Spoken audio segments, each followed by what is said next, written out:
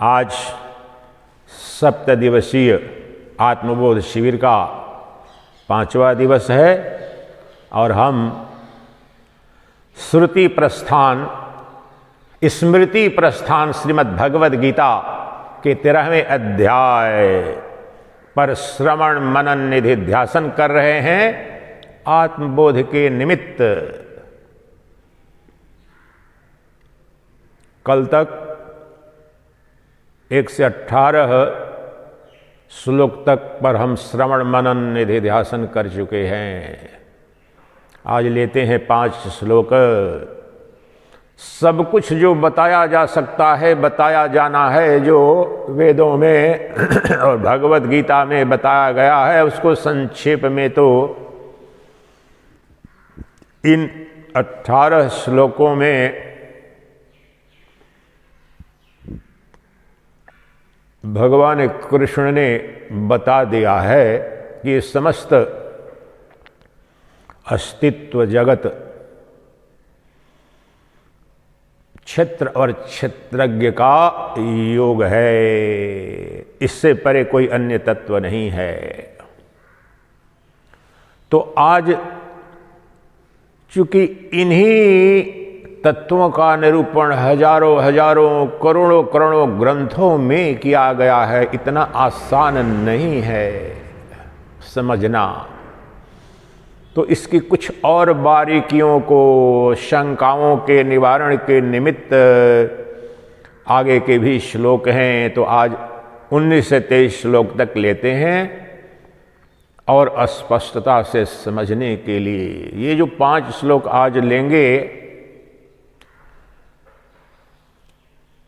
जिसका वेदांत से परिचय नहीं होगा और बुद्धि बहुत सूक्ष्म नहीं होगी तो बहुत कुछ समझ में नहीं आएगा, ऐसा लगेगा। फिर भी धैर्यपूर्वक आप श्रवण करेंगे कि कहीं न कहीं कुछ न कुछ इसमें से तो समझ में आएगा। सब कुछ समझ में आ जाए, अभी समझ में आ जाए, ये मूर्खता का प्रतीक होता है। ये प्रामाणिक मुमुक्षु या प्रामाणिक छात्र का भी लक्षण नहीं है। अपनी उसकी लगन और संपूर्ण मनोयोग से वह श्रवण करे। अभी नहीं समझ में आ रहा है तो अगली बार समझ में, या अभी एक बात उसमें नहीं समझ में आई, शायद उसको और सरल करके दूसरे वाक्य में, तीसरे वाक्य में, अगले श्लोक में शायद कुछ न कुछ ऐसा कहेंगे जो समझ में आ जाएगा। बस ये श्रवण की विधि है। श्रवण की विधि तो पढ़ाई जाती है बहुत वर्षों तक, लेकिन हम मान करके चले हैं कि पशु हैं, पक्षी, ज्ञानी अज्ञानी, शब्द आ गया सबको बराबर। श्रवण एक कला है, एक विज्ञान है। तो इसलिए नहीं समझ में आया, इस पर ऊर्जा नष्ट न करेंगे, प्रयास पूरा करेंगे समझने का। लेकिन बीच बीच में नहीं जो समझ में आ रहा है उसके बीच में सरल रूप से उसको बताने का प्रयास करूंगा। जो समझ में आएगा वहीं पर्याप्त है। तो आइए आज प्रारंभ करते हैं।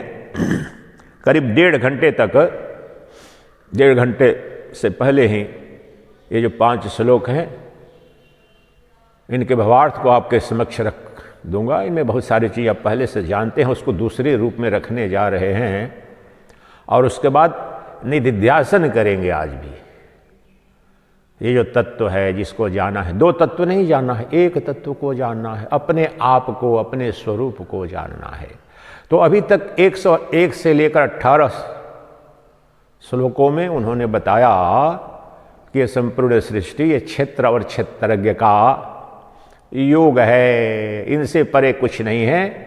और मैं पहले ही बता चुका हूं जो कि इन श्लोकों में नहीं है। आपको समझाने के लिए कुछ श्लोक तो वहीं बताएंगे, अगले ही श्लोक में वो बताने अब खुद कहने जा रहे हैं कृष्ण, जो पहले बता चुका हूं कि हे अर्जुन, प्रकृति और पुरुष इन दोनों के संयोग से ही ये संसार बना है, जो कुछ भी अस्तित्व में है। यही बात पहले ही दिन मैंने व्याख्या कर दी कि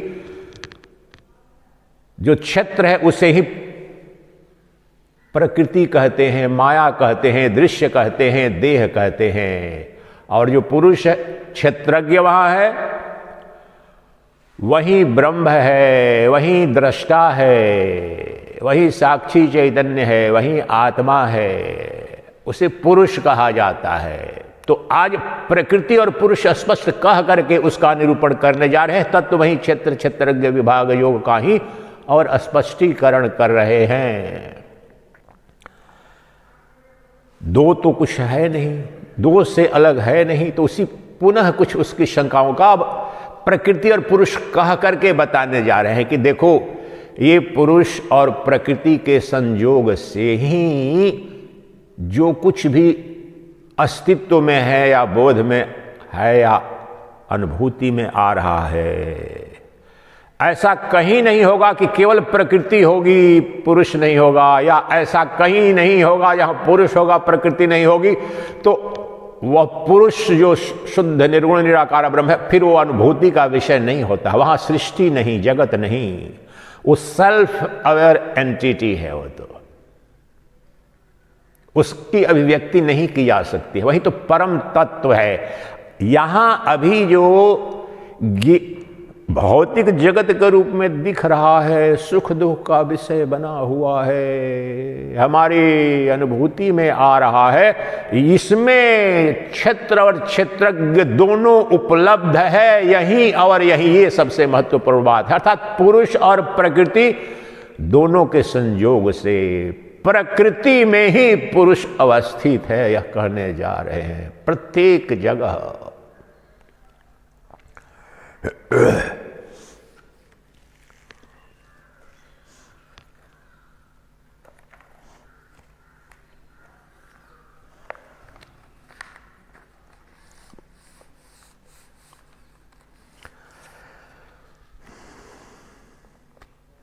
और ये दोनों के दोनों अनादि हैं, बिगिनिंगलेस, प्रकृति और पुरुष। ऐसा नहीं है कि जो पुरुष है, जो परमात्मा है, वह तो अनादि है, लेकिन प्रकृति या माया उसकी जो शक्ति है वो आती है जाती है। नहीं, क्योंकि परमात्मा की ही, ब्रह्म की ही वह शक्ति है। परमात्मा अनादि है, ब्रह्म अनादि है, तो उसकी शक्ति भी अनादि है, उसको अलग नहीं किया जा सकता है। सूर्य और सूर्य के प्रकाश को अलग कर सकते हैं? जिस समय सूर्य उदित होता है उसी समय से सूर्य का ताप भी, सूर्य का प्रकाश भी, सूर्य की किरणें भी अस्तित्व में आ जाती हैं। तो जो सूर्य और सूर्य की किरणों का संबंध है, वहीं ब्रह्म और ब्रह्म की जो प्रकृति है, जो माया है, उसका संबंध है। ये दोनों अनादि हैं। इस तत्व का ही निरूपण ये अगला श्लोक कर रहा है।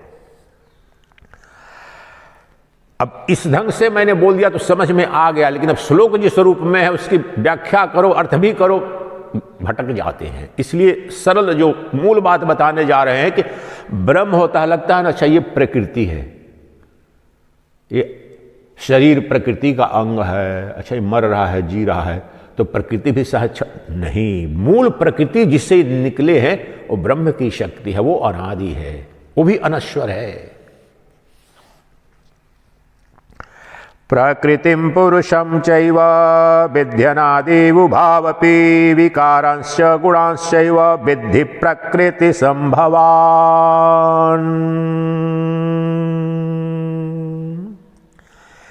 हे अर्जुन, प्रकृति और पुरुष इन दोनों को ही तुम अनादि जान, और राग द्वेष आदि विकारों तथा त्रिगुणात्मक संपूर्ण पदार्थों को भी प्रकृति से ही उत्पन्न जान। ये दोनों अनादि हैं, ये तो आपने जान लिया, इसमें कोई बहुत कठिनाई नहीं है। अब जानने के लिए यहां पर क्या कहते हैं, जो विकारान और गुणान, विकार क्या है और गुण क्या है। गुण, प्रकृति त्रिगुणी है, जो माया त्रिगुणी माया ही, परमात्मा की, ब्रह्म की त्रिगुणी माया ही, अगर प्रकृति इन तीन गुणों से मुक्त हो जाए तो सृजन नहीं कर सकती, सृष्टि का कोई अस्तित्व में कुछ नहीं हो सकता है। तो तीन गुणों के परमात्मा माया के द्वारा सृजित करता है, और प्रकृति तीन गुणों से, सबकी अलग अलग, प्रधानमंत्री ने चीफ सेक्रेटरी, प्रिंसिपल सेक्रेटरी को कार्य सौंपा, मिनिस्टर्स ने अपने सेक्रेटरी को सौंपा, सेक्रेटरी ने ज्वाइंट सेक्रेटरी, आप समझ रहे हैं ना, कार्य लेयर्स होंगे। तो परमात्मा मूल सत्ता है, परमात्मा ने अनादि जो माया है, अनादि जो प्रकृति है, उसको एक क्रिया सौंपी गई, उसके द्वारा करता है। और माया त्रिगुणात्मिका, सतोगुणी, रजोगुणी, ये पांचों श्लोक में आज इसी का स्पष्टीकरण है व्यवहारिक हमारे जीवन में। सतोगुणी, रजोगुणी, तमोगुणी, और हमारा सुख दुख जन्म बंधन इन तीनों के ही कारण है। ये सरल बात, ये समझ लीजिए, इसको दूसरे रूप में वो समझाएंगे। सतोगुण, रजोगुण, तमोगुण से मुक्त जो प्रकृति हुई तो ब्रह्म में विलीन हो जाएगी, मुक्त हो जाएगी। गुण से मुक्त हुई। इसलिए जब भी जहां पर भी ये प्रकृति की किसी अनुभूति अस्तित्व आप देख रहे हैं, वहां पर माया अपनी त्रिगुणी शक्ति के रूप में अभिव्यक्त हो रही है। और आप बताएं, यहां पर किसी भी वस्तु को आप बता सकते हैं जो इनमें से किसी में से 100% कोई सतोगुणी हो, या 100% कोई रजोगुणी हो, या 100% तमोगुणी हो। योगेश्वर कृष्ण जो पूर्ण नारायण के विष्णु के अवतार 16 कला संपन्न माने जाते हैं वैदिक सनातन धर्म में, वो भी जीवधारी होकर के 100% सतोगुणी नहीं हो सकते हैं। वेदांत दर्शन के अनुसार सतोगुणी होने पर प्रकृति धारण नहीं कर पाएगी। तीनों का मिश्रण आवश्यक है, वेदर इट्स 1% और 99%। आदि शंकर हो या बुद्ध हो या स्वतः नारायण ही अवतार ले, 100% सतोगुणी से युक्त नहीं हो सकते हैं। रजोगुण का थोड़ा, तमोगुण का थोड़ा मिश्रण होगा ही। और निकृष्ट से, ये बात व्यवहारिक है लेकिन तात्विक है, ये आप समझिए व्यवहार में। सृष्टि का निकृष्ट से निकृष्ट भी प्राणी हो, शुकर हो, कुकर हो, दुरात्मा हो, वह भी 100% रजोगुणी या तमोगुणी नहीं हो सकता है, नहीं धारण नहीं करेगा इस शरीर को। सतोगुणी सत्ता उसकी जानने की शक्ति वो सतोगुण है, शुकर कुकर की भी, दुरात्मा की भी। तो ये समस्त प्रकृति या माया शक्ति जो क्रियमान होती है अपने 3 पंखों, अपने 3 गुणों के साथ में, सतोगुणी, रजोगुणी, तमोगुणी, और समस्त जड़ चेतन जगत में मेरे गुरुदेव बड़ा ही इसका सुंदर निरूपण करते थे। पशु भी, वैदिक वाङ्मय में पशु भी, पक्षी भी, भोज्य पदार्थ भी, बेलपत्र, ये पौधे जितने हैं, शाक, इन सब का वितरण है। कौन सा भोज्य पदार्थ सतोगुणी है, कौन सा रजोगुणी है, कौन सा तमोगुणी है, कौन सा पशु, कौन सा पशु, काक है तमोगुणी है, हंस सतोगुणी है, गाय सतोगुणी है, भैंस, गाय सतोगुणी है, भैंस तमोगुणी रजोगुणी है, व्याघ्र तमोगुणी रजोगुणी। फल में, पेड़ों में, पौधों में पीपल सतोगुणी, नीम सतोगुणी। तो पशु पक्षी, ये अनंत ब्रह्मांड में जो कुछ भी दिख रहा है प्रपंच जगत, वो सतोगुणी, तमोगुणी, रजोगुणी में। और हम सब जीव तो हैं ही, सब महात्मा से लेकर दुरात्मा तक सब में थोड़ा, लेकिन प्रधानता जब बोल रहा हूं कि गाय सतोगुणी है तो क्या तात्पर्य है? प्रधानता, predominantly the element of sattva is present there. Adi Shankar में, बुद्ध में, the element of sattva would be predominantly there. The element of rajas, that is motion, action, and tamas, inertia, would be present in very minimal, just to hold the body together. शरीर को बस धारण मात्र कर सके उतने भर रहेगा महात्माओं, संतों, ऋषियों में, फिर भी रहेगा, नहीं तो शरीर को धारण नहीं कर पाएगा, गिर जाएगा शरीर, मृत्यु हो जाएगा उसकी। प्रकृति के रूप में वह अस्तित्व में रहे, इसके लिए तीनों का होना आवश्यक है। इस मूल बात को आप समझे, यही बताने के लिए आगे जा रहे हैं, कह रहे हैं, लेकिन मूल बात यह है, इसलिए पहले मैंने बता दिया। अब जो प्रकृति और पुरुष, ये दोनों अनादि हैं, मूल तत्व हैं। मूल तत्व मतलब जो ब्रह्म मूल है, तो उसकी शक्ति है, उसके साथ साथ उसकी छाया, पुरुष और पुरुष की छाया। पुरुष से पुरुष की छाया कब अलग हुई? इसलिए ब्रह्म से ब्रह्म की छाया अलग नहीं हुई। ब्रह्म से निकलती है, ब्रह्म में विलीन हो जाएगी। तो मेरी छाया सुबह में खड़े हुई है छत पर, उसी से निकली है, उसमें विलीन हो जाती है पुनः, जिस कोण पर आप जैसे खड़े होंगे। अब जो महत्वपूर्ण इसमें बात है कि ठीक है अनादि है, लेकिन अब इनके विकार और गुण, अब इसको देखें, इस बोतल को विकार शब्द का अर्थ समझते हैं। अब 2 दिन 3 दिन हम लोग चर्चा भी करते हैं, बीच बीच में संवाद करते हैं। ये तो मोनोलॉग हो रहा है, ज़्यादा समझ ना, घबराने की कोई बात नहीं। बीच बीच में पूछूंगा ना तो अलर्टनेस आपके आएगा, समझ में भी आएगा। विकार शब्द समझ रहे हैं? विकार हिंदी में या संस्कृत में जो विकार सर्वत्र उपनिषद में आ रहा, मैंने बताया भी था 1-2 दिन। विकार मतलब क्या हुआ, उसके लिए कोई शब्द प्रयोग करेंगे या उसका अर्थ क्या होता है विकार का? मॉडिफिकेशन, परिवर्तन। ये अनंत ब्रह्मांड प्रपंच आप जो दिख रहे हैं, ये परमात्मा का विकार है। यही तो सुबह में बता रहा था। परमात्मा, अब जैसे ये क्या है आप बोलिए?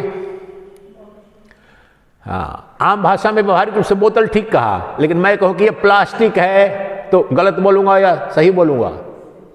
मूल रूप में प्लास्टिक से बना है। प्लास्टिक का ये विकार है, सिंपल। मुझे बहुत साल लगा था, आप ऐसा घबराना मत कि नहीं समझ में आ रहा। मुझे ही 10 विकार मतलब विकार शब्द समझ करके कुछ नकारात्मकता ऐसी लगती है कि क्या निकृष्ट सड़ गया। सड़न शब्द है, वो भी उसी शब्द से आया है, विकार को प्राप्त हुआ। ये शरीर विकारवान है, मतलब ऐसा नहीं सड़ गया। विकार परिवर्तनशील है, तभी तो सड़ रहा है। जो अविकारी है, जो ब्रह्म है, जो चेतन है, अविकारी है, तो अविकारी होगा तो उसमें संग दोष नहीं, वो सड़ेगा नहीं, मरेगा नहीं, रोगग्रस्त नहीं हो सकता है। विकारवान होने वाला ही रोगग्रस्त होगा, सड़ता है। तो विकार अर्थात सिंपल चेंज। ये कुछ कुछ जो शब्द हैं उनको न जानते हुए घंटों प्रवचन सुने कुछ समझ में नहीं आता है। विकार, तो ये समस्त जो जगत है ब्रह्म की अभिव्यक्ति बोलते हैं उसे, और विकार ये परिवर्तन है। ब्रह्म अपनी माया शक्ति से अनादि अविद्या जो है मूल प्रकृति है, और महत के रूप में अभिव्यक्त होती है। महत से अहं तत्व, फिर उसी से अहं से अहं आई कॉन्शियसनेस। उपनिषदों में वेदांतिक कॉस्मोलॉजी, सृष्टि की उत्पत्ति अभी भी कैसे हुआ है, कहां से, पृथ्वी कहां से आई है, जल आया कहां से, ये तो तैत्तिरीय उपनिषद में तो 3 ही लेते हैं, और कुछ उपनिषदों में महत से ही लेते हैं।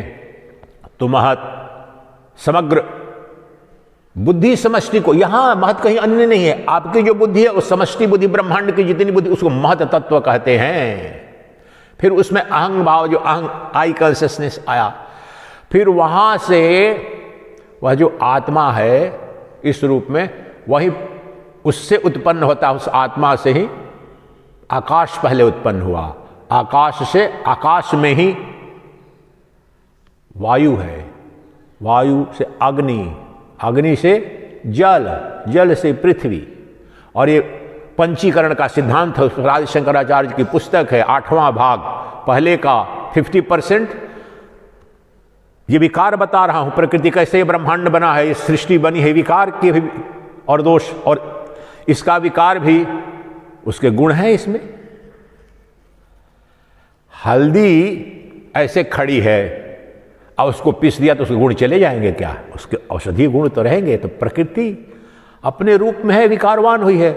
गेहूं उस रूप में है, खड़े खड़े है, उसको भिगा के या चने को बना के सब्जी में, लेकिन पीस दिए तो मूल तत्व तो उसका रहता है ना, जो उसमें प्रोटीन होता है बहुत अच्छा तो रहेगा उसमें। उसकी जो कुछ भी बनाएंगे, अन्य विकार कर लीजिए आप, लेकिन वो तत्व तो रहेंगे। तो ये जिस रूप में भी विकारित हुई है, यानी चेंज हुई है, प्रकृति दिख रही है। कैसे दृश्यमान? तो पहले आकाश तत्व, आकाश, वायु, अग्नि। अब देखिए, एक से सूक्ष्म, स्थूल से सूक्ष्म का क्रम है। सबसे स्थूल क्या है? पृथ्वी। तो इन पांचों में, हर एक में पांचों उपस्थित है। ये पंचीकरण का सिद्धांत है। पंचीकरण का सिद्धांत समझो। अभी यहां पर जो देख रहे हैं उसको, यहां पर ब्रह्म कहां है, किस रूप में है? तो उसका सिद्धांत है आकाश में जो उसकी तन मात्रा, नॉट द फिजिकल ईथर, उसकी तन मात्रा मतलब जो जिसके द्वारा शब्द आप जो है, हाँ, तो वो 50% और अन्य तन मात्राएं अन्य के 12.5% 50 होकर के 100%। फिर वायु का 50% अर्थात प्रीडोमिनेंट रहेगा, रेस्ट 4 के 12.5। अग्नि का फिर आकर, अब पृथ्वी आया तो सबसे ठोस है पृथ्वी में 50% ही पृथ्वी मूल रूप में है, 12.5% आकाश तत्व भी, जल तत्व भी, आकाश, ये सबके सभी ये विकार है। प्रकृति ने रचना की है, परमात्मा ने रचना की है, माया ने रचना की है। और सर्वत्र वह जो मूल प्रकृति है, जो ब्रह्म की शक्ति है, माया की शक्ति है, ब्रह्म ही है, तो अभिव्यक्त हो रहा है, इस रूप में विकार है। और प्रत्येक विकार में पुरुष और प्रकृति दोनों उपस्थित हैं, क्षेत्र और क्षेत्रज्ञ दोनों उपस्थित है। बताना लक्ष्य यह है। इस भाष्य में ऐसे नहीं मिलेगा, इस अर्थ में ऐसे नहीं, ये क्या पढ़ूं, यो क्या पढ़ूं, नहीं। वो तो इसीलिए गुरु की आवश्यकता होती है कि यहाँ पर क्या उपयोगिता जो श्रोता है उसके लिए है। और लक्ष्य यही है कि यहाँ अभी हमने जाना कि सर्वत्र ब्रह्म ही है, हाथ पांव प्रकृति सब कुछ जड़ चेतन, तो अब और स्पष्टता से समझने के लिए अच्छा परमात्मा ही अभिव्यक्त हुआ है। और ये दोनों तत्व जड़ और चेतन, क्षेत्र और क्षेत्रज्ञ के संयोग से ही ये सब कुछ बना है। और अभी भी ऐसा नहीं हुआ कि बना तो है उससे, लेकिन जाकर के ढूंढेंगे तो वहां जड़ मिलेगा, चेतन नहीं मिलेगा। एक दो चीजें आज करेंगे शायद। जड़ में ये, अब बोलो पत्थर है, यहाँ जड़ कहाँ है, चेतन का दर्शन करेंगे, बताएंगे। बीच में ऐसी स्थिति आएगी ना, एक दो श्लोक ले लेते हैं कि जड़ ही, ये मूर्ति जड़ है, पत्थर जड़ है, तो चेतन कहाँ है इसमें महाराज? आप बोल रहे हो, कृष्ण बोल रहे हैं कि जड़ और चेतन दोनों हैं, पुरुष और प्रकृति। तो पुरुष और प्रकृति की यहां वहां जहां सर्वत्र आप जब कह रहे हो, उद्घोष कर रहे हो कि पंचेंद्रियों से रचित प्रपंच हो, ये जगत हो, प्रकृति हो, सर्वत्र सदा क्षेत्र और क्षेत्रज्ञ अर्थात पुरुष और प्रकृति उपस्थित है। इन दोनों के संयोग से ही ये बना है। तो दर्शन कराओ, ये चुनौती कराएगा कोई भी। उस तरह से कृष्ण यहां पर आपको दर्शन, लेकिन आप दर्शन करेंगे, ठीक है, समझ रहे हैं। तो क्या कहते हैं श्लोक में कि प्रकृति और पुरुष इन दोनों के अनादि हैं और इनके जो विकार हैं, अब आपके शरीर और आपके इंद्रियों में ये विकार कैसे अभिव्यक्त हो रहा, वो बताना उनका लक्ष्य है कि यहां उपस्थित है अभी। और यथा पिंडे तथा ब्रह्मांडे, समस्त ब्रह्मांड यहां अभी है, वह बताना लक्ष्य है। वो कहीं अन्यत्र की घटना नहीं है, आप तक लाना है उन्हें कि इसी शरीर के अंदर सब कुछ है। तो ये दो चीज, गुण और विकार, वो बताने जा रहा हूं कि जो जो गुण है उस अनादि जो माया है, प्रकृति है, वही अभिव्यक्त हुई है मूल रूप में। ब्रह्म तो अव्यक्त, अक्रिय, निर्गुण है, निराकार है, लेकिन प्रकृति को सगुण साकार क्रियमान करके और ये सृष्टि की रचना होती सी प्रतीत हो रही है। तो गुण किस रूप में हैं, अभिव्यक्त हुए हैं, और विकार किस रूप में अभिव्यक्त हुए हैं, इनका निरूपण करने जा रहे हैं। तू जान, बता रहे कि हे अर्जुन, उन विकारों वाली ये अनादि जो प्रकृति भी है, ये जो जिन विकारों वाली है और जिन गुणों वाली है, तू जान, मैं अब बताने जा रहा हूं। अगला श्लोक, कार्य करण कर्तृत्वे हेतु प्रकृतिरुच्यते पुरुष सुख दुखानां भोक्तृत्वे हेतुरुच्यते। अब इसमें जो गीता प्रेस में जो हिंदी लिखा है ना, उसको 1 लाख बार पढ़ जाइएगा तो कुछ नहीं समझ में आएगा। मैं पढ़ के सुनाता हूं आपको। कार्य और करण को उत्पन्न करने, और ऐसा नहीं कि कोई गलत लिखा, ये नहीं कह रहा हूं। ये जो श्लोक है इसका शाब्दिक बिल्कुल हिंदी में अनुवाद ठीक किया है, लेकिन फिर भी समझ में नहीं आएगा जब तक तत्व को न समझ। तो देखिए इन्होंने क्या लिखा, और ठीक लिखा, ऐसा नहीं कर रहा हूं कि अनुवाद ठीक नहीं किया है। कार्य और करण को उत्पन्न करने में हेतु प्रकृति कही जाती है, और जीवात्मा सुख दुख के भोक्तापन में अर्थात भोगने में हेतु कहा जाता है। आया कुछ समझ में? फिर पढ़ता हूं, अब बताना, जिसको जब समझ में आ जाए तो मुझे रोक देना, मैं पढ़ता रहूंगा। कार्य और करण को उत्पन्न करने में हेतु प्रकृति कही जाती है। जीवात्मा सुख दुखों के भोक्तापन में अर्थात भोगने में हेतु कहा जाता है। आया कुछ समझ में? तो ऐसे शब्द, ये 5,500 वर्ष पूर्व विद्या दी गई है। तो शब्द कितना, मैं देख रहा हूं बचपन में जब स्कूल या कॉलेज में जाता था, जिन शब्दों का अर्थ भाषा, हिंदी भाषा कितनी परिवर्तित हो गई है, ऐसे ऐसे शब्द दूसरे शब्द आ गए। तो 5,500 वर्ष से सब कुछ सही पड़ा हुआ है। वहां श्रोता कौन है? अर्जुन है। वक्ता कौन है? कृष्ण है। उस काल की भाषा क्या थी, उस काल की संस्कृत क्या थी, उस समय लिखा गया है और बिल्कुल मान करके चल रहे हैं। शब्दों से कुछ नहीं निकलेगा अगर गहन दर्शन को ना समझेंगे। जो अनादिकाल से चल रहा है, इसलिए भाष्य पढ़ना, सब पढ़ना, समग्रता में उस दर्शन को नहीं जानेंगे। और रटने के लिए रटते, पाठ होता है, गीता पाठ, गीता पाठ। मैंने भी सन्यासी मित्र हमारा ब्रह्मलीन हुआ था 3-4 साल पहले, परिवार वालों ने कहा गीता पाठ ब्राह्मणों को बुला दो। मैंने बुलवा दिया, 3 घंटे में रट्टे लगा दिया, पाठ कर गए। उसका कोई अर्थ नहीं है, परंपरा का निर्वाह हो रहा है। संस्कृत में एक शब्द किसी को समझ में आना नहीं, पाठ कर दिया, पाठ कर दिया, पाठ। तो कहना क्या चाह रहे हैं, अब खोलना पड़ेगा। अब ये 2 शब्द ही नहीं समझ में आ रहे हो कि कार्य और करण। अब बोलते कार्य और करण के कर्तृत्व हेतु, कार्य यहां शरीर को कह रहे हैं और करण 5 इंद्रियां, 5 कर्मेंद्रियां, 5 ज्ञानेंद्रियां और अंतःकरण के 3 अवयव, मन बुद्धि अहंकार। करण अंतःकरण और ये बाह्यकरण, ये देह के जो 5 कर्मेंद्रियां और 5 ज्ञानेंद्रियां हैं, ये बाह्यकरण है। कैसे? हमारे 5 इंद्रियां तो दिख रही हैं, 5 ज्ञानेंद्रियां भी दिख रही है, दूसरे सबकी भी दिख रही है, ये बाह्य है। लेकिन अंतःकरण, करण उपकरण बोलते हैं, इंस्ट्रूमेंट। बल्ब क्या है?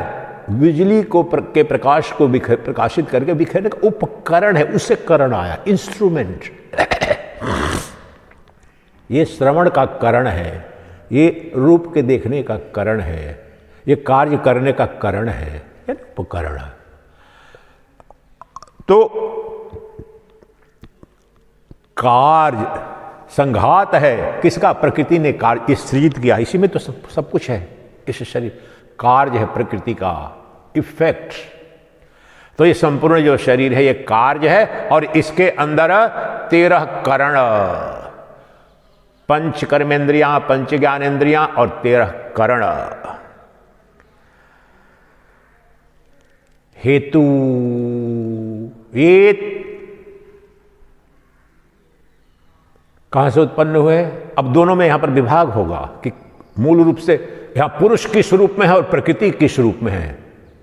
क्षेत्रज्ञ एलिमेंट जड़ तत्व और चेतन तत्व कहां है? ढूंढना पड़ेगा, दोनों को ढूंढना पड़ेगा। लड्डू बना है बेसन के आटे से और चीनी से, तो ढूंढो इसमें बेसन कौन है और चीनी किधर है, अलग करो। मिक्स हो गया है दोनों, यहां पर भी मिक्स है, तो उसको अब निरूपण कर रहे हैं। केमिकल, बायोकेमिकल होता है, बायोकेमिस्ट्री होती है, उसमें सब एलिमेंट को कितना कौन सा सिंथेटिक केमिकल डाल के क्या बना है, तो खाद्य पदार्थ भी बन रहे हैं, सब मिश्रण होते हैं। तो यहां पर ये बता रहे हैं स्पष्ट रूप से, जो ये कार्य रूप शरीर है और 13 जो करण इसमें विद्यमान है, सीधे प्रकृति से उत्पन्न। हेतु मतलब कारण है, उससे यहां पर कॉज के सेंस में उनका कारण, अर्थात ये प्रकृति से उत्पन्न हुए हैं और जीवात्मा सुख दुखों के भोक्तापन में अर्थात भोगने में हेतु कहा जाता है। बिल्कुल नंगा कर दूंगा, खोल दूंगा, आप निश्चिंत रहिए। कठिन है, यहां पर कठिन है, लेकिन इतना श्रम क्यों लगाया है हमने इतने सालों से? पूरे सरल तरीके से इसको करके दिखाएंगे। तो ये 13 जो हमारे अपने अंदर, अपने पहिया, आपका ही निरूपण हो रहा है, किसी अन्य का निरूपण नहीं हो रहा है। ब्रह्मांड में आपके सिवा कुछ है नहीं। शरीर के अर्थ में भी आपको जान, अपने शरीर को जान लो, सब जान लिया। अपने मन को जान लो, अंतःकरण को जान लो, ब्रह्म यहीं साक्षात हो गया, बाहर कहीं नहीं जाना है। तो पुरुष यहां पर जो शब्द प्रयोग हो रहा है परम पुरुष के अर्थ में नहीं हो रहा है। जिस तरह से क्षेत्रज्ञ जो है, तो क्षेत्रज्ञ ही जीवात्मा है, लेकिन क्षेत्रज्ञ ही अंततः तो परमात्मा है। लेकिन यहां पर जब इस श्लोक में जब कह रहे हैं प्रकृति और पुरुष, तो चूंकि आपके शरीर, मूल प्रकृति ब्रह्मांड की प्रकृति ही आपके शरीर से आपका शरीर और ये कार्य और 13 उपकरण निकले हैं। लेकिन अब अपने शरीर पर, यूनिट पर आ जाएंगे, एक इकाई का हम निरूपण। तो यहां इकाई से आबद्ध जो आत्मा है वह जीवात्मा है, लेकिन यहां पर वही पुरुष है, वह चेतन तत्व है। ये ध्यान दीजिए, यहां पर वह जड़ नहीं है, लेकिन जड़ जो परम पुरुष जो ब्रह्म है, यहां पर उस अर्थ में नहीं हो रहा है। लेकिन वही यहां पर अगर उसको निकाल दो तो फिर अनुभूति कौन कर रहा है? यही करे कि जो कुछ भी अनुभूति, अभी मेरे शब्द अच्छे लग रहे हैं, बुरे लग रहे हैं, या श्रवण की क्रिया घट रही है, या आपके शरीर के अंदर ही जो कुछ भी अनुभव में आ रहा है, उस सब का सब अनुभवता कौन है? पर पुरुष है, अर्थात जीवात्मा, यानी क्षेत्रज्ञ है। वह क्या है? शरीर, कार्य और इसके 13 उपकरण। तो ये मूल रूप विशुद्धतम माया अर्थात प्रकृति से उत्पन्न है, और जो कर्ता भोक्ता, ये जो अनुभूति करने वाला जो जीवात्मा, वो पुरुष तत्व है। अब समझ में आया कि नहीं समझ में आया? जो प्रकृति और पुरुष का भेद है, जड़ और चेतन का भेद है, दृष्टा और दृश्य का, ये जीवात्मा अर्थात दृष्टा। अब यहां पर ये दोनों के दोनों देखो, ब्रह्म भी वही तो ब्रह्म है, उसी का तो विकार है और प्रकृति का विकार है। तो यहां पर ये विकार हुआ। अब गुण का निरूपण करेंगे। विकार को जन्म देती है, प्रभावित करती है प्रकृति अपने उन 3 गुणों से युक्त होकर। उसके अस्त्र हैं, उसकी शक्तियां हैं माया की। त्रिगुणात्मिका शक्ति से मुक्त होकर प्रकृति कुछ नहीं कर पाएगी, उन्हीं से सभी विकारों को जन्म देती है। उसको स्पष्ट करेंगे। तो यहां पर बस आप अभी इतना जान लें,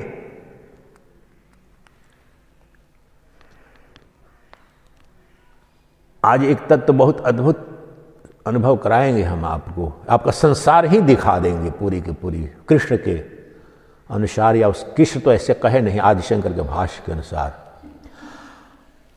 आपके जीवन में कितने उतार आए, चढ़ाव आए, कितनी परेशानियां आती हैं, लेकिन ये आपने कभी सोचा है कि मूल तत्व क्या है हमारे जीवन का? जो कुछ भी सो रहे हैं, जाग रहे हैं, परिश्रम कर रहे हैं, पाप कर रहे हैं, पुण्य कर रहे हैं, आप क्या कर रहे हैं? आपको प्रश्न खोल देता, उसी में खुल जाएगा।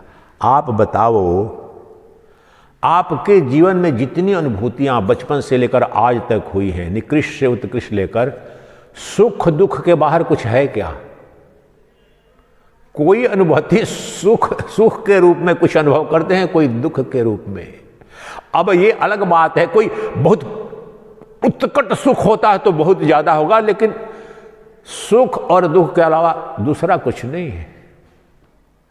आपका जीवन, आप ये बताओ, सृष्टि के एक क्षण कोई वृत्ति, शरीर को तो अभी छोड़ो, आपके मन भी जो विचार चलते हैं,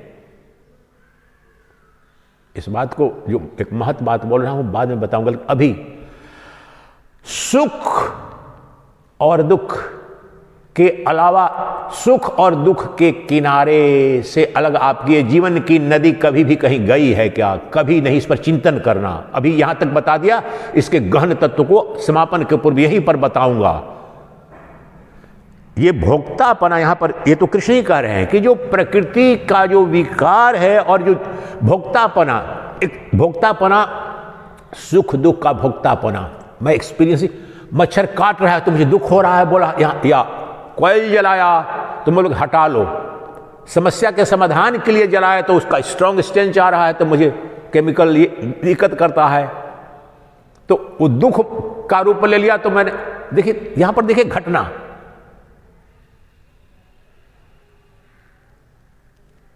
तो सुख और दुख मूल तत्व है, यही एक्सपीरियंस करना चाहते हैं, दुख नहीं करना चाहता। अब यहां पर एक लाइन केवल, हम खोज रहे हैं सुख और हम भाग रहे हैं सुख के पीछे और भाग रहे हैं दुख से। आपके जीवन पर सोचना कि इसके बाहर कभी भी एक क्षण के लिए गए हो क्या? सुख का पीछा कर रहे हैं और दुख से भाग रहे हैं। चिंतन करो अपने आप पर। और इसी के लिए, इसी के सारी, इसने गाली दे दिया, इसने अपमान, ये सब इसी में आ जाएंगे। आपने शादी की, धंधा किया, व्यापार किया, सन्यासी बने या जो कुछ भी बने, इसी में है। सुख के लिए उसमें दुख मिला, या कहीं दुख के लिए भी दुख मिल रहा, उसी में से सुख भी आ जाता है। लेकिन सुख दुख की अनुभूति के बीच में ये सब कुछ चल रहा है। दुख से पीछा छुड़ा रहे हैं और सुख का पीछा कर रहे हैं। This is the fundamental experience. और उसी को उत्पत्ति समझ आगे बताएंगे कि तुम्हारा जन्म मृत्यु का चक्र इसी की खोज है। जो सुख दुख की ये माइक सत्ता है, न सुख है न दुख है परम तत्व में। ये माया से ये विकार है, सुख दुख दोनों विकार है माया का, ये कह रहे हैं यहां पर ही। तो ये, लेकिन इसका जो भोक्ता है ये पुरुष करता है, जड़ नहीं। पत्थर को क्या सुख दुख होगा? जड़ को नहीं होगा। तो यहां पर वास्तव में जो हाथ है या पूरा शरीर और सारी इंद्रियां, ये मूल रूप से जड़ है। मृत्यु हो जाती है तो जला देते हैं, तो बोलता है मुर्दा मैं जल रहा हूं। त्राहिमाम तो नहीं करता है। त्राहिमाम अगर जीवित रहता, वही पुरुष तत्व इसी का निरूपण वो एक्सपीरियंस करता। The experience has departed after death. वह जो चेतन, जो क्षेत्रज्ञ है, जो पुरुष वहां पर है, वही एक्सपीरियंस करता है दुख का या सुख का।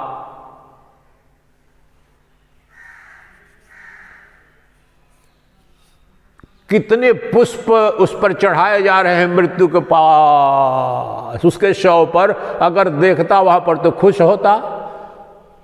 चंदन की लकड़ी से ये किया जा रहा हूं। बड़ा अगर राजनेता है, अगर उधर से देखने की शक्ति रहती था, देश के करोड़ों लोग ध्वज झुके हुए हैं, स्टेट मॉर्निंग हो रहा है राज्य की तरफ से, वो रहता तब तो देखता।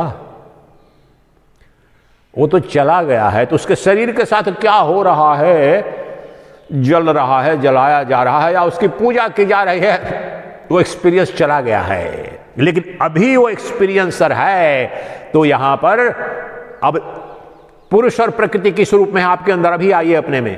हमारा शरीर प्रकृति का कार्य है, कार्य, और 13 पंच कर्मेंद्रियां, पंच ज्ञानेन्द्रियां और अंतःकरण, मन बुद्धि अहंकार, ये शुद्ध प्रकृति है। और इसमें जो मैं जीव बैठा हूं, मैं यह पुरुष तत्व हूं। वो जीव परमात्मा तत्व जो है, जो अनुभूति करने वाला, कौन अनुभूति करेगा? जो जानने की शक्ति है जिसकी होगी वही तो करेगा। चेतन होगा वही करेगा।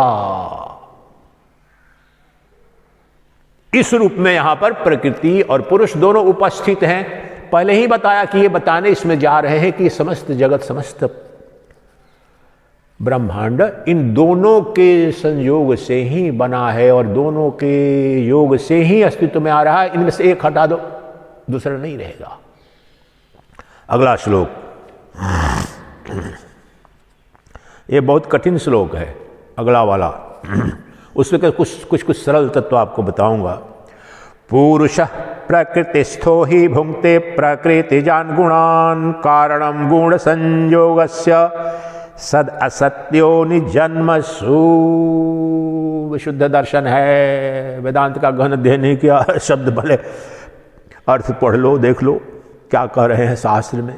जो शास्त्र पर, जिस पर आप आश्रित होकर शास्त्र पढ़ करके ज्ञान हो जाएगा, वो देख लो।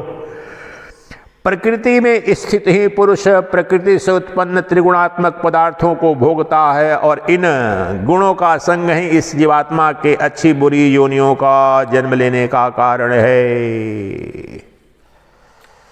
आया समझ में? नहीं समझ में आया फिर एक बार पढ़ देता हूं, कोशिश करना, ट्राई कर लो। धीरे से पढ़ूंगा, पूरी शक्ति से सुनो, कुछ समझ में आए तो मुझे बता देना। और बिल्कुल सुंदर उन्होंने, ऐसा नहीं कर रहा हूं, जयदयाल गोविंदका जी का है, और दूसरे भी किसी भी शास्त्र के केवल इसके ट्रांसलेशन को इंग्लिश में भी है, किसी भी भाषा में ट्रांसलेशन को आप पढ़ो तब तो कुछ नहीं समझ में आएगा। कहना मेरा ये अभिष्ट है, प्रकृति में स्थित ही पुरुष प्रकृति से उत्पन्न त्रिगुणात्मक पदार्थों को भोगता है और इन गुणों का संग ही इस जीवात्मा के अच्छे बुरे योनियों का जन्म लेने का कारण है। जिनको बोलने की बीमारी है, अभी मैं आपको आमंत्रित करना हूं, जितना देर बोलना चाहे, अगर समझ में आए तो बोलिए, फिर मत कहना कि बोलने का समय नहीं मिला। जो कुछ बोलना चाहे बोल, इसके बारे में अगर समझ आए तो बोलिए, गलत सही भी। आया किसी को कुछ समझ में? नहीं समझ में आया ना? चलिए अब समझाता हूं आपको।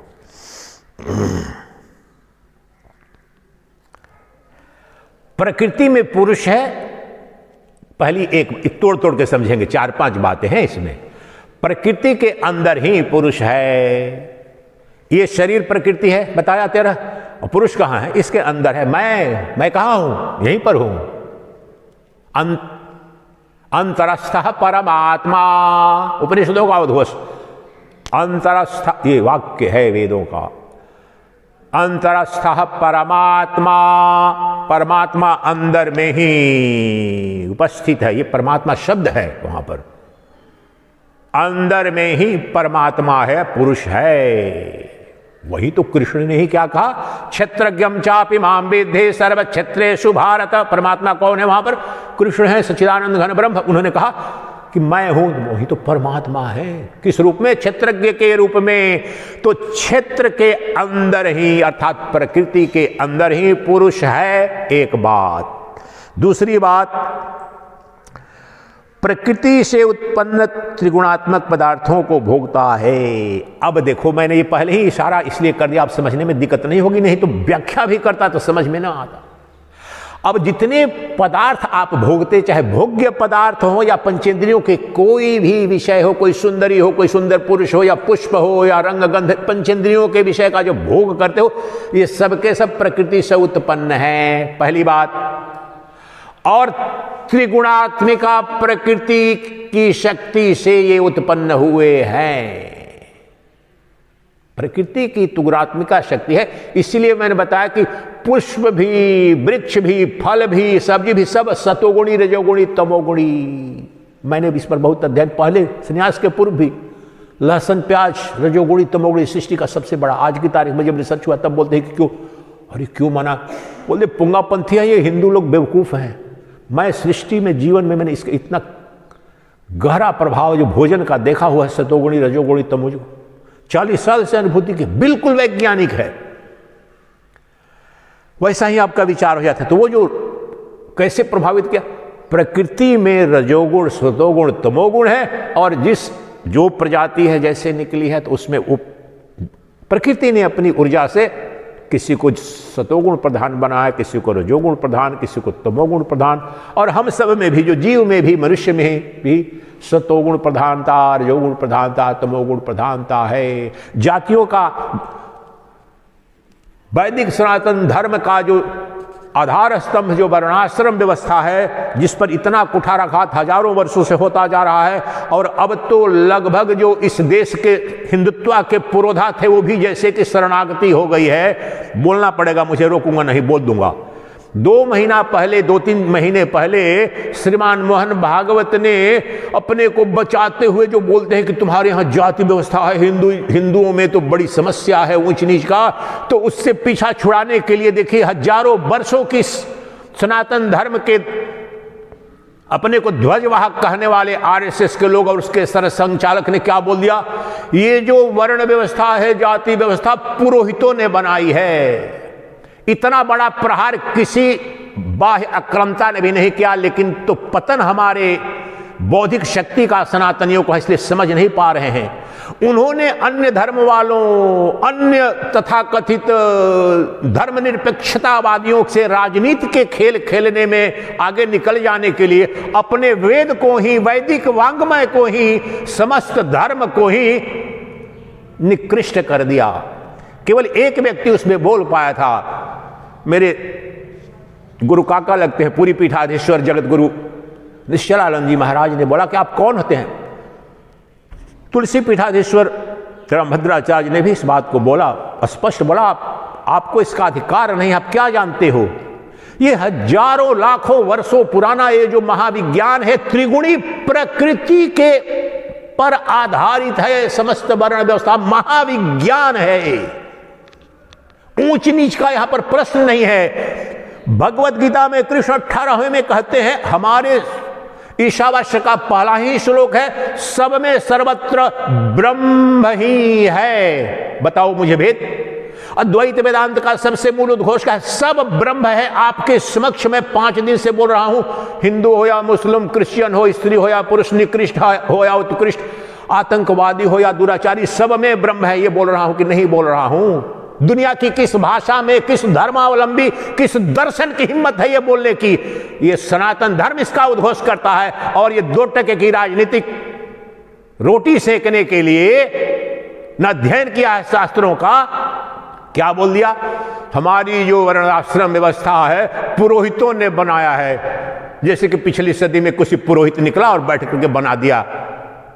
ये आदि वेदों पर प्रहार है, भगवत गीता पर प्रहार है, समस्त वैदिक वाङ्मय पर प्रहार है। ये विज्ञान यही अभी निकल रहा है, इसलिए कहता नहीं, मेरी कोई अभिरुचि नहीं थी। ये तत्व यहां पर बता रहे हैं।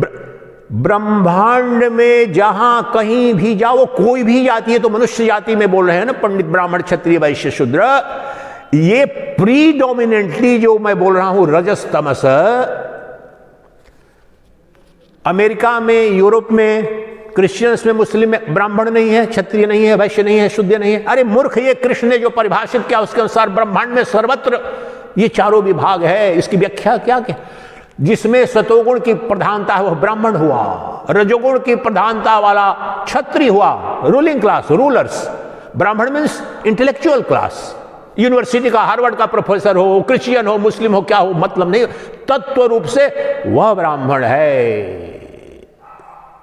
रूलिंग क्लास है, सोल्जर्स हैं, फाइटिंग क्लास, वो क्षत्रिय है। ट्रेडर्स क्लास कम्युनिटी वैश्य है। और सर्विस, अमेरिका में 4th ग्रेड एम्प्लॉय होते हैं कि नहीं होते हैं? यूरोप में होते। ये 4th ग्रेड एम्प्लॉय, भारत में ब्रिटिश राज के पहले कोई नाम सत्ता थी क्या?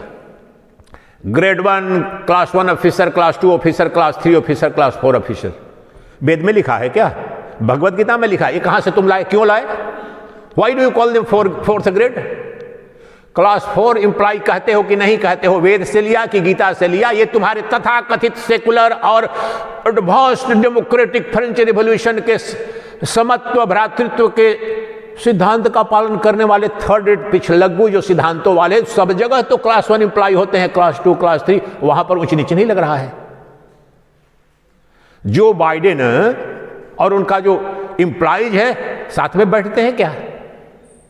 उनके पेमेंट साथ में बराबर मिलते हैं क्या? उनके पावर बराबर है क्या? क्या है बराबर? उसको दूसरे शब्दों में तूने दूसरी व्यवस्था से कह दिया तो वो बोलते जस्टिफाइड है। और प्रहार करना है सनातन धर्म पर, नहीं नहीं, ये तो निकृष्ट है, तुम्हारी बनाई हुई व्यवस्था है। तो ये कह रहे हैं यहां पर कृष्ण की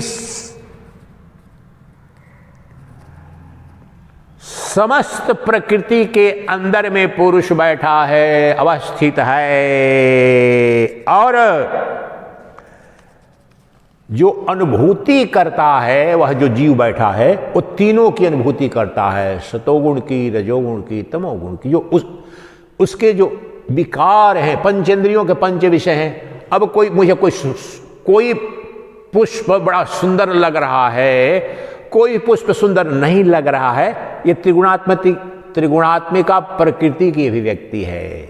किसका सौंदर्य? मेरी प्रकृति से। आप बोलते हैं कि ये पुष्प मुझे बड़ा पसंद है, वो कपड़ा मुझे बहुत पसंद है, ये रंग, ये सब त्रिगुणात्मिका प्रकृति ही माया रूप में खेल रही है व्यक्ति विशेष पर। उसकी प्रकृति में वो प्रीडोमिनेंट सत्य है, रजस है, तमस है,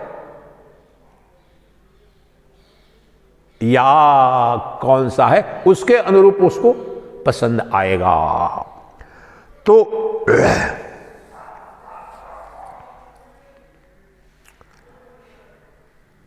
अब जो कहा कि गुणों का संग ही इस जीवात्मा के अच्छी बुरी योनियों में जन्म लेने का कारण है, ये बड़ा बहुत गूढ़ भाष्य आदि शंकराचार्य का, उस भाष्य को न समझेंगे, अब सरल करके उसको बताऊंगा।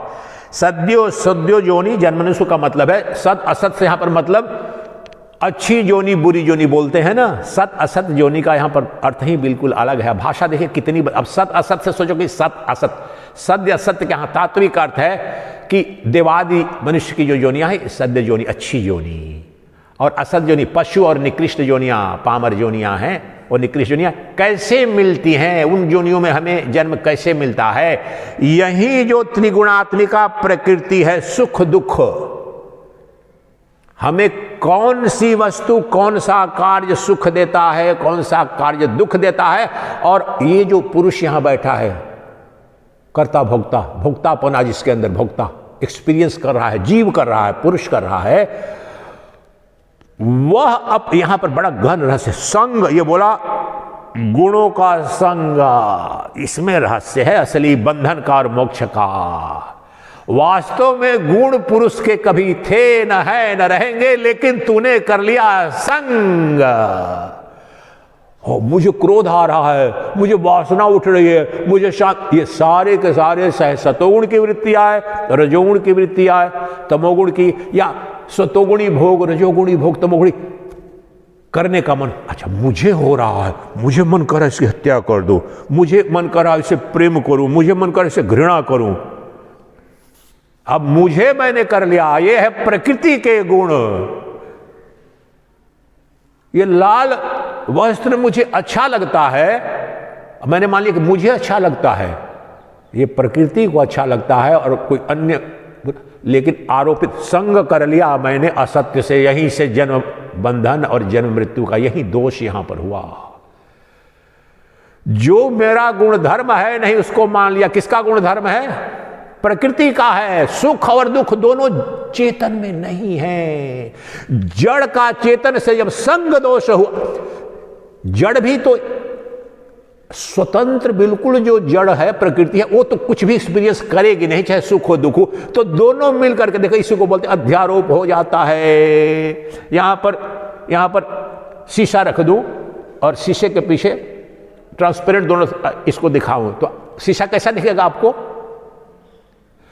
यहां पर टेबल, अगर क्रिस्टल टेबल ये होता है ना वेट वाला, या कोई ऐसा दोनों तरफ से शीशा हो, इसके पीछे पीला फूल रख दो, ये कपड़ा रख दूं, तो वहां पर वो शीशा कैसा दिखेगा?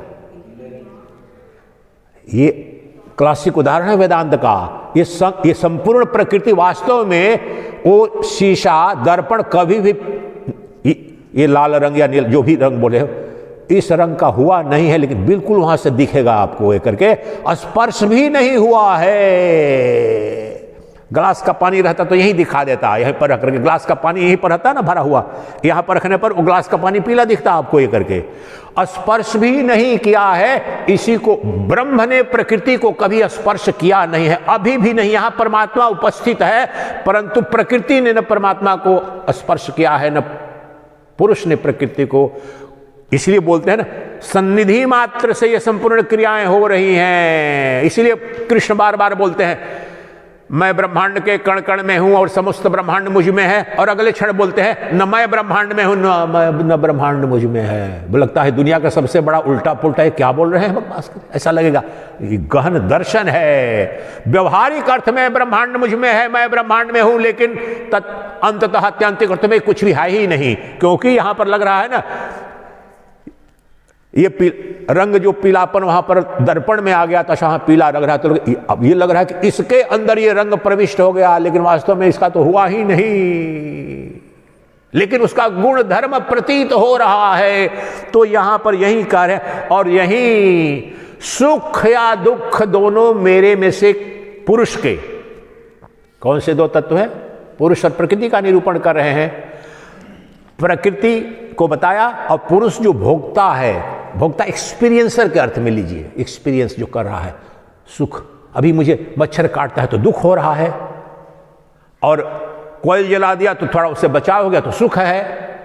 ये हमारी इच्छा है। दुख नहीं चाहते हैं, सुख चाहते हैं। अब कौन चाहता है? पुरुष को तो वास्तव में उसके स्वरूप में न सुख स्पर्श, क्योंकि असंग तत्व है, तो न सुख होगा न दुख होगा उसको। सुख और दुख प्रकृति का पुरुष से जब संग होता है, और पुरुष अज्ञान के कारण जब तादात्म्य कर लेता है, जो उसका धर्म नहीं तो धर्म अपने पर आरोपित कर लेता है। जड़ के धर्म को चैतन्य आरोपित कर तो बोलता है मैं दुखी हूं, आज मेरा मन नहीं लग रहा है, आई एम टोटली बोर्ड। यहां से जन्म मृत्यु सुख दुख और कर्म, पुण्य कर्म और पाप कर्म। पुण्य कर्म से सुख, पाप कर्म, पुण्य पाप को उतना उस अर्थ में न ले। अभी सुबह से शाम तक ही पुण्य और पाप कर्म करते हैं। जब कोई अहित नहीं किया आपने, किसी का किया तो जो कर रहे हैं पुण्य कर्म है, या किसी का कुछ थोड़ा एक गिलास पानी दे दिया, किसी को एक रोटी दे दी, कुछ पुण्य कर्म। यहां पर पुण्य कर्म ऐसा नहीं सोचना ध्यान में बैठा किसी यज्ञ करूंगा। पुण्य जो विधित जो कर्म है और निषिद्ध कर्म है, the prescribed actions and prohibited जो एक्शन है, शास्त्रों में भी है, संविधान में भी है, इंडियन पिनल कोड में है, क्रिमिनल प्रोसीजर कोड में, दुनिया में सब जगह। ये काम नहीं, दूसरे की हत्या नहीं कर सकते हो। विश्व के किसी संविधान में है क्या कि कर सकते हो हत्या? नहीं। सेना है, पुलिस है, जो रक्षा करने के लिए, लॉ एंड ऑर्डर को मेंटेन के लिए कर सकती है। जो उस कानून को तोड़े तो आप नहीं कर सकते हो।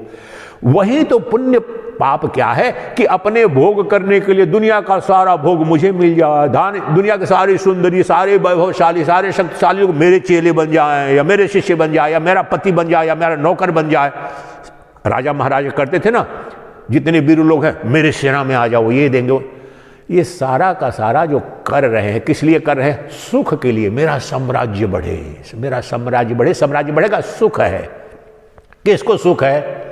उसी वास्तव में उस साम्राज्य में सुख जो देख रहा है, अज्ञान के कारण जीव ने अपने को जड़ से तादात्म्य कर लिया और वहां पर सुख खोज रहा है। और वह जो कर्म कर रहा है वह भोग के लिए ही अगली योनि मिलती है। जिसके अंदर कोई कामना नहीं है, निकृष्ट या उत्कृष्ट किसी भी प्रकार की, उसके जन्म की कोई संभावना ही नहीं है। जन्म पुनर्जन्म का पूरा जो सिद्धांत है, उस मृत्यु किसी की नहीं हो रही है। आपने जो कामना वासना पाल रखी है उसको पूरा कराने के लिए अन्य जगह पर ले जा रहा, आपको ले जा गया गोवा। आपने शादी की, प्रेम विवाह किया, संकल्प किया, पेरेंट्स ने कहा कि चलो चलो कोई बात नहीं, हम तुम्हें कराएंगे, जहां संतुष्ट हो जाओगे वहां हनीमून कराएंगे या भ्रमण कराएंगे। ले गए गोवा पर, बीच पर ले गए, वहां पर अच्छा नहीं लगा, ना मैं संतुष्ट नहीं हुआ, दूसरे चलो स्विट्जरलैंड लेते, आल्प्स वन ले चलते हैं, वहां नहीं कहीं और ले चलते हैं, वेनिस के ले जाकर के वाटर ब्रिज का जो है सो सैर कर रहे हैं। ये पुनर्जन्म यही है। संतुष्ट नहीं हुआ, ये भोग भोगा, एक राज्य भोगा, दूसरा राज्य होगा, जन्म। तो परमात्मा देखिए अद्भुत, किसी के साथ अन्याय की कोई संभावना ही नहीं, कोई दंड तो देने की।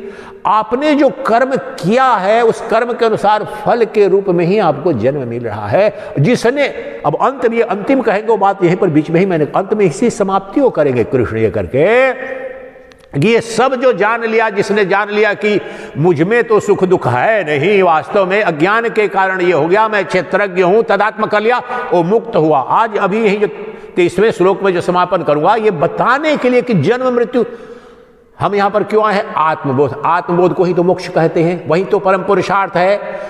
उसी से तो दुखों की आत्यंतिक निवृत्ति और परमानंद की प्राप्ति होती है। उसी को बता रहे हैं, आपको और विस्तार कर रहे हैं कि ये सुख दुख से जो प्रकृति के धर्म है, और सुख के लिए तुम कर्म करते हो, दुख की निवृत्ति के लिए कर्म करते हो, सुख से प्राप्ति के लिए करते हो। वास्तव में न सुख तुम्हारा था न दुख तुम्हारा था, उसी में फंस जाते हो जन्म जन्म जन्म। और ये संग दोष किसका हो गया? चेतन ने जड़ के धर्म का संग आरोपित कर लिया, जो ये उदाहरण मैंने बताया। तो इससे फंस गए, अवरुद्ध हो गई आपकी यात्रा। इस जो पुरुष कौन फंस गया? ब्रह्म हो, परमात्मा फंस गया है। शिव ही जीव बना है अज्ञान के कारण, भ्रम के कारण। अब उसको बता दिया गया इसके स्वरूप के बारे में, तेरा धर्म नहीं है बेटा,